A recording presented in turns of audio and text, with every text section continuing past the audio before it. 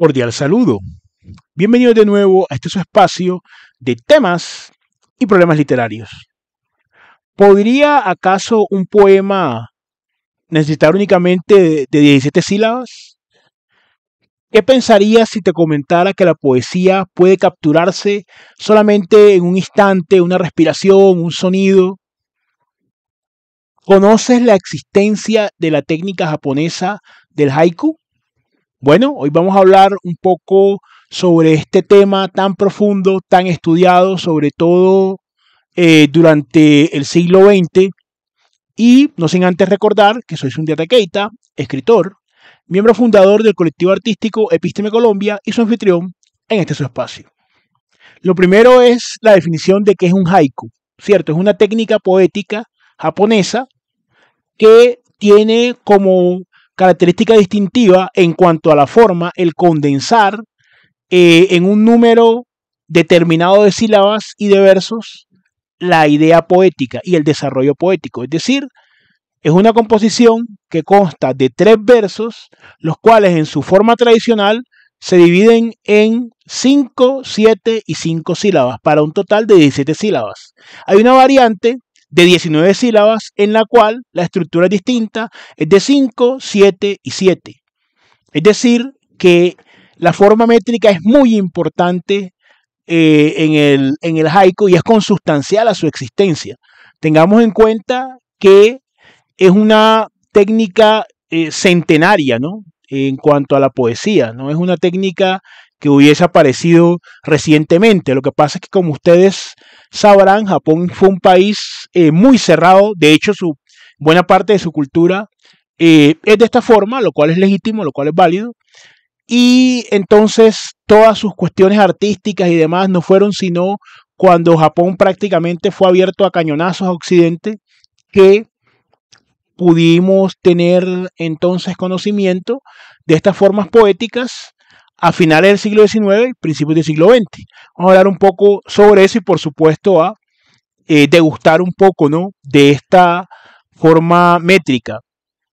Entonces, básicamente tenemos que ver una estructura formal que tiene que ver con el fondo porque hay un trastorno, no digamos un trastorno de las formas occidentales como tal, que también es una buena manera de hacer una ruptura con esa costumbre que tenemos, sino que sencillamente la condensación del haiku, que tiene unas influencias de las filosofías orientales, ¿cierto? Como el taoísmo, el budismo zen, el confucianismo, conforman una dimensión distinta, una manera distinta de ver la poesía. Vamos a entrar de inmediato en esto con un ejemplo.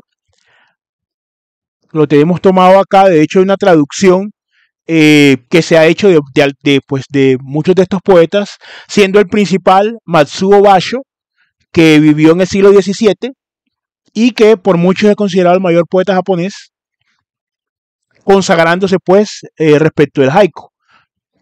Algunos de estos versos fueron traducidos por el gran poeta Octavio Paz en colaboración con algunos hispanistas japoneses. Veamos entonces varios pues, ejemplos. Llovizna, plática de la capa de paja y la sombrilla. Tregua de vidrio, el son de la cigarra talada las rocas. Aquí podemos ver que para el abordaje de esta clase de poesía es indispensable conocer la influencia y lo determinante de la forma. Es decir, es que estamos circunscritos a este tipo de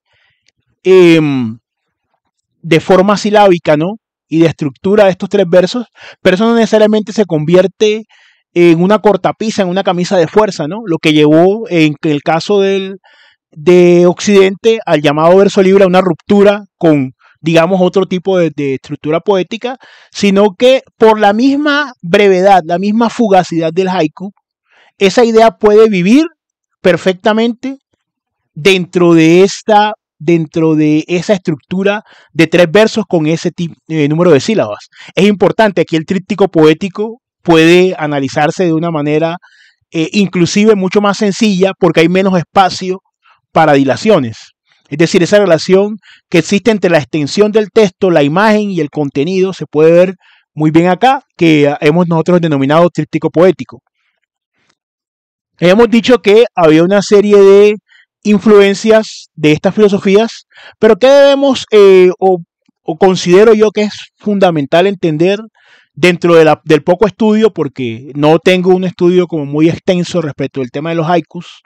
Sé solamente algunas, me he venido más bien acercándome a algunas nociones y algunos ejemplos, pero básicamente el haiku ilustra escenas de la naturaleza, animales, paisajes, fenómenos meteorológicos como la lluvia, como vimos ahora, como el viento, o de la vida cotidiana.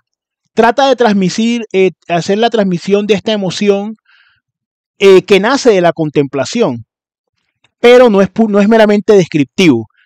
Es lo que hemos denominado, lo que yo denominaría una fotografía viva. Imagínese usted que una fotografía dentro de ese marco pudiera vivir, pudiera moverse, pudiera por hacer algún tipo de licencia, ¿no? De una metáfora visual de ese tipo.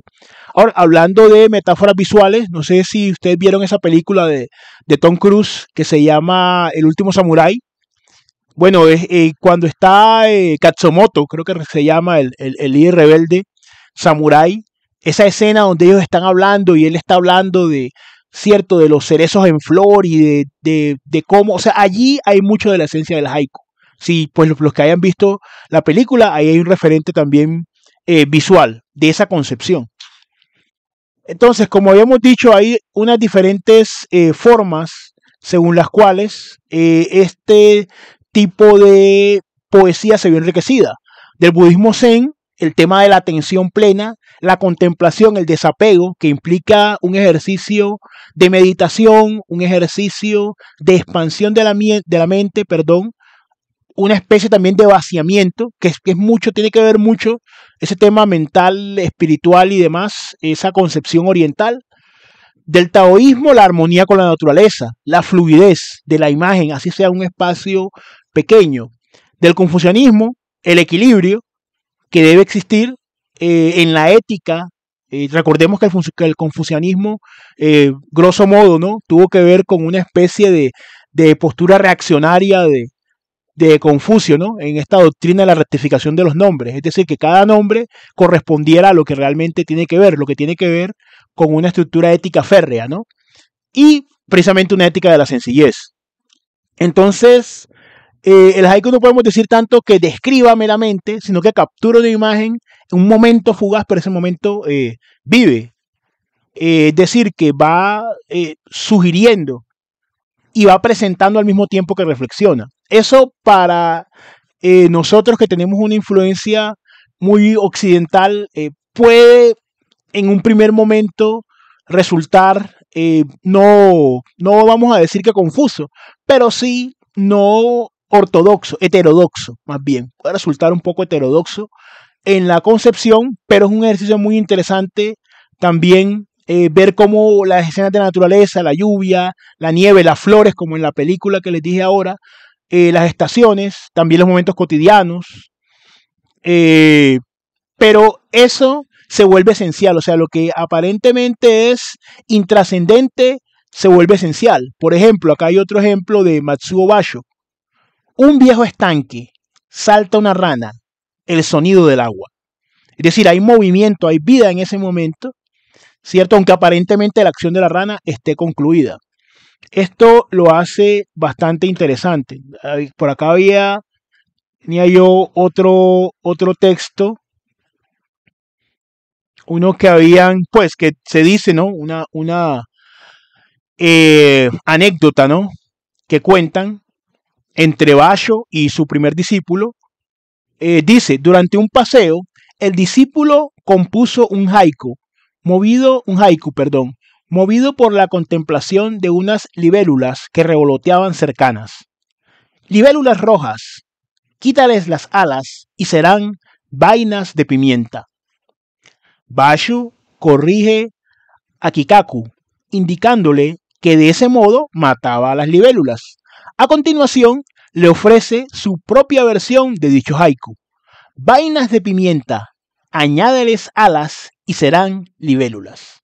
Vemos aquí una transformación, pues dentro del punto de lo simbólico, cómo cambiando un elemento se pasa de vida a muerte y cómo respetuosamente este maestro Basho le sugiere a su discípulo que haga ese cambio. Como decíamos, a finales del siglo XIX y principios del siglo XX se comenzó a pasar, a salir, a transmitir toda una serie de cuestiones de la cultura japonesa, incluidas los haikus. Fueron traducidas al inglés, al francés, al español. Tuvieron influencia en poetas como Ezra Pound, Frank Stuart Flint y otros poetas en la lengua castellana. Fue el mexicano, creo que al apellido Tablada, quien dio a conocer este tipo de poesía. Entonces vemos que tiene ya un gran recorrido. Ha tenido pues una influencia y expansión. Entonces nos ayuda como escritores porque podemos tener otro tipo de mirada poética, otro tipo de observación poética, otro tipo de atención.